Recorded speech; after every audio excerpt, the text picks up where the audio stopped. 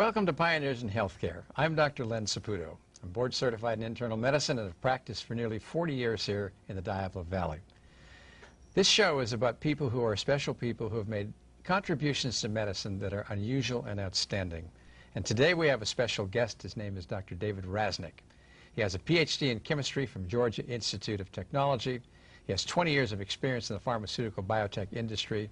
He has studied HIV/AIDS since 1980, and he's the former president of Rethinking AIDS and the former president of the International Coalition for Medical Justice. He's a member of the Presidential AIDS Advisory Panel of South Africa, and he's worked closely with Peter Duesberg from UC Berkeley on the aneuploidy theory of cancer, which we'll do on another day. He's also was a senior researcher with Dr. Matthias Rath at the Health Foundation in Africa. He has a book out that's called Germ of Lies, which you can find on lulu.com.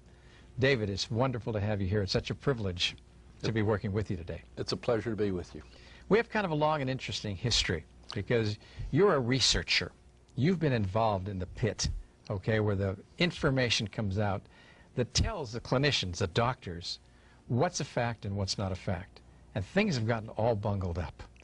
And here we are now with a lot of different ideas about what HIV and AIDS mean, and maybe that's a good place to start. You know, people kind of make the assumption of HIV and AIDS, and there's a lot of controversy about whether or not that's true. What is HIV? HIV is a retrovirus. It's one of at least 3,000 or 4,000 that have been cataloged, and it would be the first retrovirus to cause disease if it were true that it caused any disease at all. So there's never been a retrovirus that's been known to cause a single disease in the history of medicine. That's true. And HIV, I'm among many other scientists around the world, probably several thousand, that have concluded, based on the evidence, that HIV is completely harmless and it certainly does not cause AIDS or anything else. So you're saying it's much like a PSA might be in prostate cancer, where the PSA goes up, but there's no point treating the PSA because the problem is it's a cancer someplace. It's worse than that. Okay. It's totally worse than that. HIV has never been obtained from a human being. People should understand that. Retrovirus... Never been cultured from a human being. Never been obtained from a human being. What does that mean? For example, like if you have hepatitis or flu or a cold or measles or chickenpox, any viral disease, you can take a sample of blood, or at least from the wound or the pox. You can culture it. Don't even have to culture it. There's a virus there that you can quantify without even culturing. You can culture, but typically you can spin it in a centrifuge and get a little bit of it in a vial, and you can quantify it.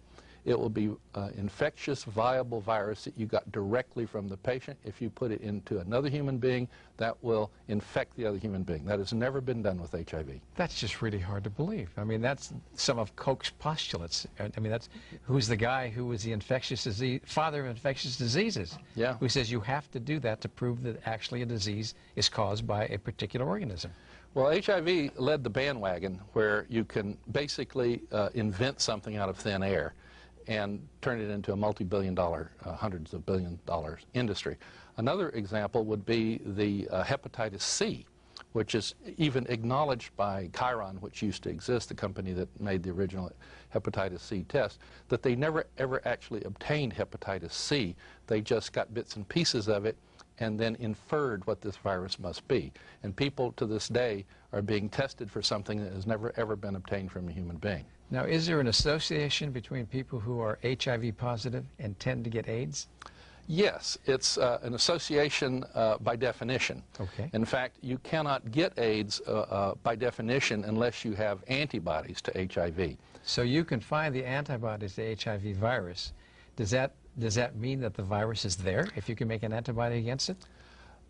No, it does not. In fact, the presence of the antibody, that's the principle of immunization. It means that your immune system is won out and it's defeated the pathogen, the virus, and it's gone. That's, for example, if you've ever had measles or the chickenpox.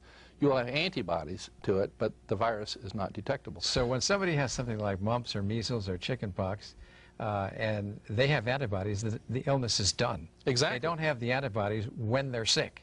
And that's exactly the situation you're saying about HIV and AIDS. That's right. They generate it over time, and that's how they defeat the viral infection. But it's even worse than that. The inserts that come with the antibody test for HIV say explicitly in there that they have no reference standard to determine whether or not the antibodies that they detect positive in the test actually have anything to do with HIV. They don't even know if those antibodies are really from HIV because they have no reference standard. Well, how did we ever get to a situation then? This is not making any sense. How could a logical physician or the whole medical profession come to the conclusions based on no evidence? Or is that probably a question you want to ask me? I don't know. Well, I mean, I've asked myself that too, because when I was a young scientist in my early 30s, back in 1980, when this whole AIDS thing popped up, I was eager to get on to it, work on it like every other scientist that I knew. It was such a bizarre thing. You know, it was all these weird diseases I'd never heard of in my life were occurring, popping up exclusively in gay men. I mean, that's strange. I thought it was my Andromeda strain, you know, at the time, and I wanted to work on it. But I learned years later that the Centers for Disease Control had actually accurately figured out what AIDS was as early as 1982. They had discovered that it was a drug disease, that the reason that these AIDS diseases, these immune deficiency diseases and other diseases, were the direct result of chronic use of recreational drugs, amphetamines, poppers, heroin, cocaine, and things like that. Okay. How that changed was by decree at a press conference on April 23rd. By decree? By decree. There's a scientific approach. I, the king, now say it's this way, so therefore it is? Yes. Is that what you're saying? I remember it very distinctly because, remember, I was a scientist eager to know. I'd spent about 4 years wondering how I could apply my talents as a scientist to work on AIDS. But nobody really understood in the scientific world what was causing AIDS. And then on April 23rd, 1984, Margaret Heckler, the Secretary of Health and Human Services, brought out Robert Gallo of the National Cancer Institute and said that he had discovered the probable cause of AIDS. The very next day, they deleted the word probable. And Robert became a fact. It became a fact. Robert Gallo applied for a patent on his HIV test that very day. The federal government got behind it. Now the federal government, we taxpayers, as of this year, because of the latest legislation for the PEPFAR program, which had just voted in another $48 billion for African AIDS, we have now spent $250 billion, $250 billion on AIDS. American taxpayers have, just not the drug companies, not volunteer organizations, but the federal government has spent this money. Wow. And they have not saved the first AIDS patient. They use that fact to advertise more money to do AIDS research and to warn people about safe sex and condoms and things. Okay, now people are talking, and one of the things I know you know a lot about is the infectiousness of this disease. Right. Supposedly. Well, that's what everybody says. You turn on the television set and you start hearing people talking about AIDS, and what they're talking about is be sure you have a condom, make sure that you're... Sexual transmission. Yeah, it's an STD. Right. And what does the data actually show? Is it? Well, the first thing the data is clear on, absolutely, totally clear, is that retroviruses, remember HIV is a retrovirus, are not sexually transmitted. Even if it caused AIDS, it is not sexually transmitted. Scientists have known this for, well, I guess 50 years. You can fingerprint and mix a bunch of lab rats together, and this brand has a certain endogenous retroviruses. This one does. You mix them together. They do not transmit them sexually to each other. You can take them out, and you can identify what strain of rat they are by their spectrum of retroviruses, because they don't get mixed. My goodness. And the same is true with human beings. No study has ever shown, even with HIV or SIV, the so-called simian immunodeficiency virus, no laboratory experiment has ever demonstrated sexual transmission of a retrovirus, including HIV or any of its laboratory equivalents. Well, then where did the whole medical profession get the idea that this is an STD? I mean, you shouldn't have to answer that, but you probably know the answer. Well, it took me a while, because you see, again, we have a quarter century now of this stuff. And I started out being as mainstream as you can get. Yeah. I made organic chemist by training, and I've worked in arthritis, emphysema, parasites, cancer, and then AIDS. And so I thought, well, all I need is the target. you know, now we have a virus, and I know viruses have enzymes, and I try to make inhibitors for these enzymes. And then over the course of my being a scientist and being confronted with the contradictions of the results of the research data, you have to scratch your head and you say, wait a minute, retroviruses are not sexually transmissible. Nobody's ever obtained a viable sample, free infectious HIV from a human being. What's going on here? And it was clearly by certainly 1985, all up to 87 for sure, that AIDS itself was not a contagious disease. It stayed within the same risk groups. It was 8 out of 9 AIDS cases to this day are still male, and 60% are gay men. So an infectious disease shouldn't be able to discriminate between one person and another, should it? There's no virus that knows whether you're white or black, gay or straight, rich or poor, or what zip code you live in, except HIV, apparently. Would you have any idea why the CDC is saying that this is an STD and that we should be careful? It's a sexually transmitted disease? This is area for speculation because there's no documentation whatever. There's no study that shows that AIDS, even AIDS itself, is sexually transmitted. In fact, there's all of the studies that tried to quantify the efficiency of sexual transmission of HIV, by the way, have never succeeded in even coming up with an estimate that they could base it, that was based on scientific data. Zero. In fact, the largest controlled study, Nancy Padian, it was done, I think, in 1996, American Journal of Epidemiology, it was published in, showed it was a 10-year study. It was the largest of its kind. Not a single one of the there was these discordant couples. One was HIV positive, one was HIV negative. And many of them, probably most of them, I don't remember the exact numbers, did not use condoms or anything during the course of this study. Not a single HIV sexual partner, HIV negative sexual partner, became HIV positive during this. Nobody has ever demonstrated that an HIV negative person becomes HIV positive via sexual intercourse. That's just shocking. It is. And yet the physicians, okay, I have to say that I feel very sorry for physicians. These are people trying to do the right thing. They're good people. They're clinicians. But they're not scientists. And they depend on the literature that's being published. And they also listen to the kinds of documents that come out of CDC and FDA about what's right and what's not right. How are we going to help those people to understand something in a different sort of way that gets the truth out there? Well, money has killed the whole scientific process.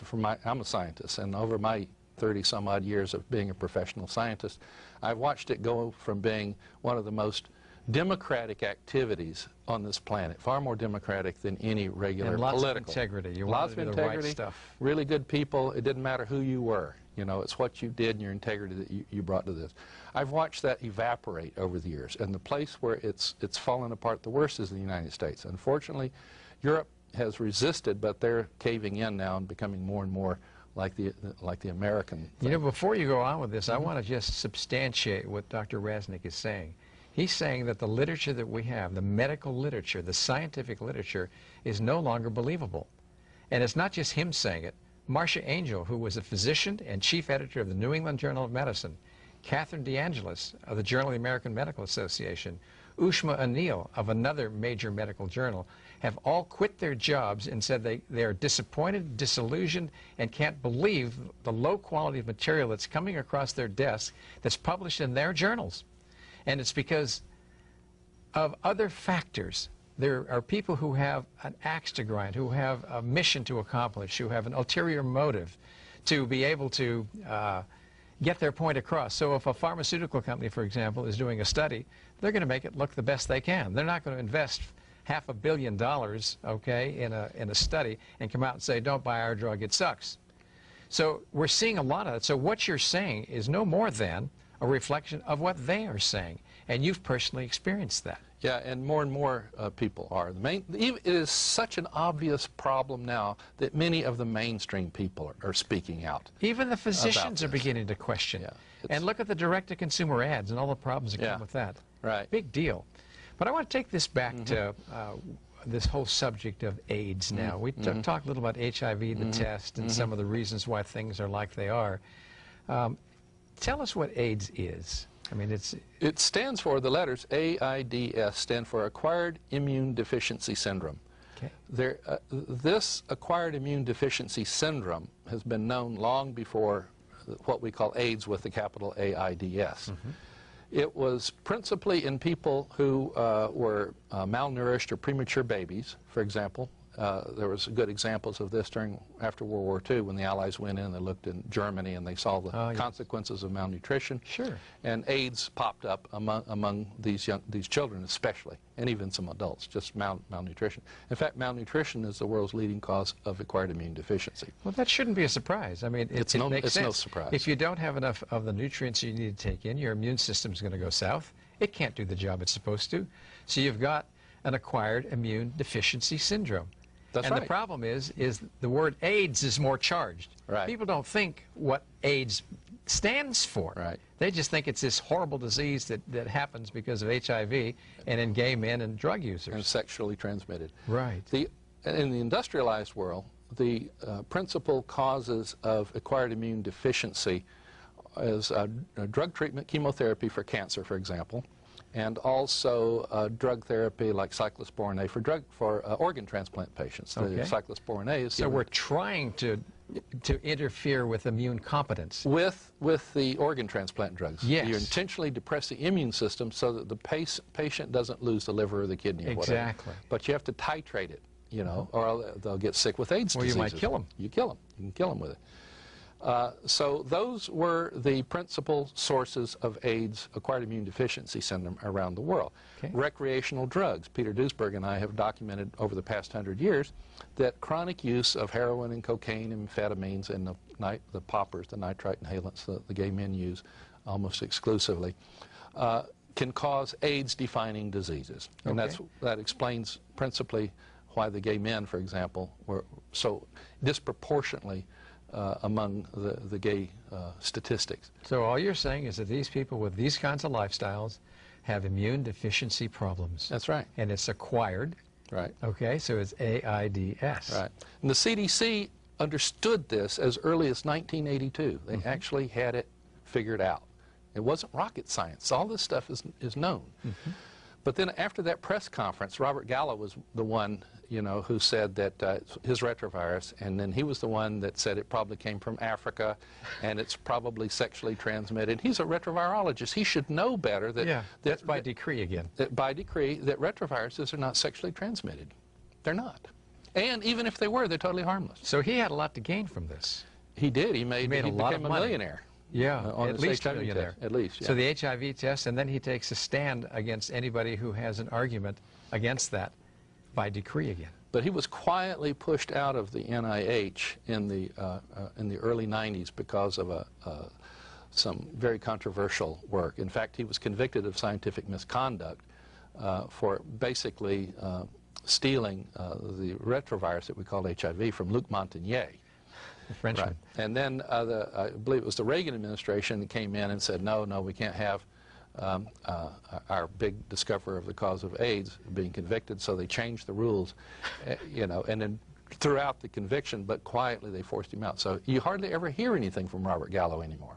That's right. You know. Now we talk about treating acquired immune deficiency syndrome, AIDS, with drugs that are very toxic. Right. They're chemotherapy for cancer, basically. So it's doing more to suppress the immune system. It does, and they're extremely toxic drugs. There's not an HIV drug on the market that does not come with a black box warning label. That's the most serious warning that the FDA puts in a label before they pull the drug off the market. Could it be that somehow, for reasons we don't understand, that the drugs that are used, like AZT and others, to treat people with AIDS, have a beneficial effect on them, on their disease in some way? Is that possible? It's always possible for that to happen. Is it probable? I mean, can we explain it would be a better way to say it. Right, can we explain it? They probably can, but what is really clear in the literature is that these drugs, in mass, on the large numbers of people, you know, 95% of the people for sure, do worse on these drugs than people who don't take them. How do you know that? It's in the mainstream literature itself. So you can quote the articles that say that. Why don't the doctors look at that?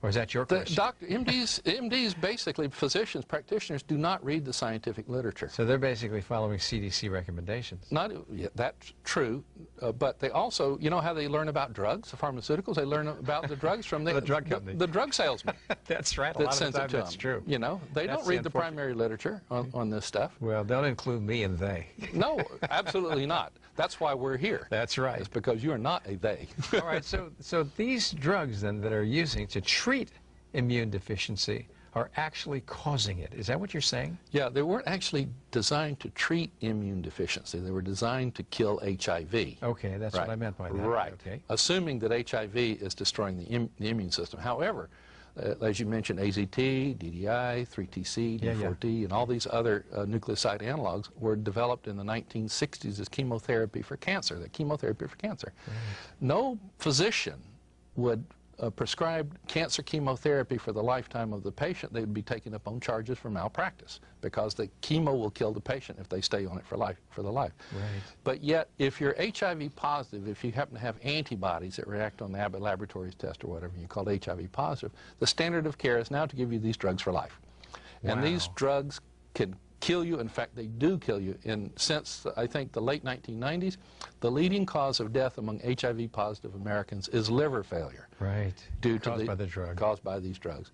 And now, since, again, about the mid-1990s, there's a new problem. The AIDS establishment is sweeping this under the rug, and they're giving it a new name. They're calling it IRS, for Immune Reconstitution Syndrome. That's as bad as IRS, Internal Revenue Service. Yeah, that's easy to remember. And these drugs are causing exactly the same AIDS-defining diseases that the CDC came up with in their clinical definition of AIDS. What makes them called IRS, or Immune Reconstitution Syndrome, and not AIDS, is because these diseases now only pop up after people start taking the antiretroviral drugs, on weeks to months. Wow. They're exactly the same diseases as AIDS, so instead of calling them drug-induced AIDS, they're called immune reconstitution syndrome. Well, that's sweet. That just avoids. And it's a huge literature on this now, and whole conferences are devoted to this problem. Now, this is interesting because maybe most of the doctors don't read the medical literature and do it seriously, and they do kind of what everybody else in the profession recommends because those are the standards of practice in the community. But the pharmaceutical companies know this. Yes, they do. Because they make the information up. So does the NIH. CDC must know it. They do. Okay, and yet they're perpetuating this myth. Right. Anyway. Well, okay. You know why it has to continue? I think I do, but you say it. But I'll say it. All a person has to do is imagine, just imagine that what we are talking about here is true. Yeah. That AIDS is not contagious, it's not sexually transmitted, it's not caused by HIV. The anti-HIV drugs are killing people and causing AIDS-defining diseases. Wow. And on top of that, there's no such thing as an AIDS epidemic in Africa, and we can talk about that. That's another subject. That's another subject entirely. Now, if all of that is true, we spent $250 billion on this bogus blunder, this biggest scientific medical mistake of all time. The germ of lies, huh? Germ of lies. lies. The title of your book. Right. Then what is the likelihood that the directors of the National Cancer Institute, the National Institute of Allergy and Infectious Diseases, Secretary of Health and Human Services, or any president of the United States is going to say, "Whoops, folks, sorry, we made a mistake"? Yeah, right. What is the likelihood of that happening now? Well, I guess it's not too good because it hasn't. The CDC actually, when Peter Duesberg had his article back in 1987, in Cancer Research, where he critiqued the whole thing about retroviruses in general, HIV in particular, and how they could not cause any disease. The CDC, Peter was able to lay his hands on an internal memo that was going around that said if this got out and the public knew about it, nobody would ever believe us again. Right. That's it. That's basically it. It's not even about money anymore, really. It's about face saving. It's about the whole infrastructure or edifice of the healthcare system in the United States, possibly the whole institutional form of government would be seriously undermined by the fact that this huge $250 billion mistake was allowed to happen, and it's continuing to happen, and the people in the government know it. They absolutely know it. There's also got to be pressure, too, because from the point of view of the pharmaceutical industry, we know the hold that they have on the FDA, on the Congress, because they've got a lot of money, and they have more lobbyists than any companies in the world. And so they can buy their way out of a lot of this, I think. They will come out of it clean. You know why? They're just going to the next disease, the next drug. It's the federal government is really keeping this alive. It's not the drug, because Okay. they have their institutions that they have to consider. We've only got a couple of minutes left, and I want two subjects I still want to cover. One is the HIV kids. Yeah. Okay, these right. are kids that are HIV positive. Right. They're healthy. Yeah.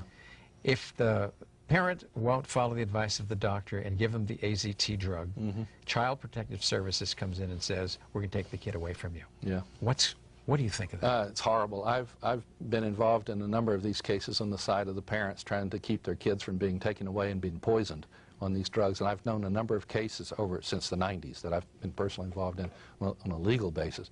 It's horrible. It's absolutely horrible. These children and parents have absolutely no civil rights when it comes to health care. And that is an abomination. And I hope that these court cases, we need to put these things on trial. We need to take a lawsuit, or make lawsuits against GlaxoSmithKline, GlaxoSmithKline, and these other places that are killing people with these drugs. Right. To not so much that I want to hurt them, which I don't care about that, though, one way or the other, but it's got to be publicized somehow, and the best place to do it is in the courtroom. And that's where the data you can bring from the studies that have been done that are in the scientific literature that show all the things that you're talking about. Absolutely. Because they're a matter of public record. Absolutely. It's now, easy to come by if you really want it. Okay, so now if somebody is HIV positive and you want to do, if you're going to do anything for somebody that's like that, you would probably propose doing nothing. But yeah. if somebody comes to you and they have even acquired immune deficiency syndrome, they have AIDS, how would you propose treating them? You use lifestyle things? You support them? I mean, I tell you what, we've only got about a minute or two left. Sorry. So I don't know how you're going to do that. I'm not a physician, but I know one thing. But you know a lot about this. I know a lot about this. I would treat symptoms, you know. I mean, if it's malnutrition, feed people. That's what we did in South Africa. It works like magic. It's amazing. They get better, really, right before your eyes almost. You don't treat them with toxic drugs. You don't. I would tell people, I'll even make it even more blunt. We need to outlaw the HIV test. We need to outlaw these tests. They're horrible. They kill people. The tests kill people because then they go on and they take the drugs and the drugs kill the people. Nobody, I would say nobody should take an HIV test. They should refuse every opportunity or any pressure to take an HIV test. Don't do it. Can anybody force you to take an HIV test? You can if you're in jail, for example, and they've tried to make, in some states they force, it's on a state-by-state basis. And anybody who's ever had an HIV test, totally forget about it. Erase it out of your mind if possible. Now, if you can't, then the HIV test is so unstable that the result depends on what day you take it on, where you go, and who looks at it. It's totally arbitrary. So it might be negative one day and positive another. Exactly. So if you're positive and you really, really want a negative, just keep taking test after test until you get the negative, and then use that result. Okay. So maybe that's the thing to do for parents who have HIV positive kids who are doing well. And what you're saying, basically, if I understand it right, is look at the disease, don't look at the label that's put on it. Exactly. And then do what you can to support that illness, doing the safest things you can that are possible. Safe. At lifestyle first. Yes. Get the healthy diet, do exercise, do the kinds of things that you can do to keep people to get enough rest, reduce the stress in their life, keep their weight down, make sure they have a meaningful purpose in their life. We do all those things that doesn't work, then we move on to things that are a little bit more aggressive, but certainly not thinking about using anti-cancer drugs for a disease that's been fabricated and probably doesn't even exist. That's the position you would take. Absolutely. I mean, I couldn't have said it better. It's such a privilege to have you on this show, David. Thank you so much for being here today. There are not too many people who have the courage that you do to have stuck out for so many years in an area where the public is not really receptive to hearing what you're saying, and physicians get angry with you. I've tried to put together a couple of AIDS conferences, which you know, that include you and Peter Duesberg, and have invited physicians to be there, and I've had no luck at getting one physician to face you or Peter. That tells me something. It means that some of what you're saying has to be true, and that the doctors know that, and they don't want to be involved in a position that's going to get them in trouble with their medical board or their colleagues. You pay a serious price to speak out on this. It's cost me, it's cost Peter. You know this well. It could cost anybody. It's a pleasure to have you here today. Thank you. Thank you, David. I've enjoyed it.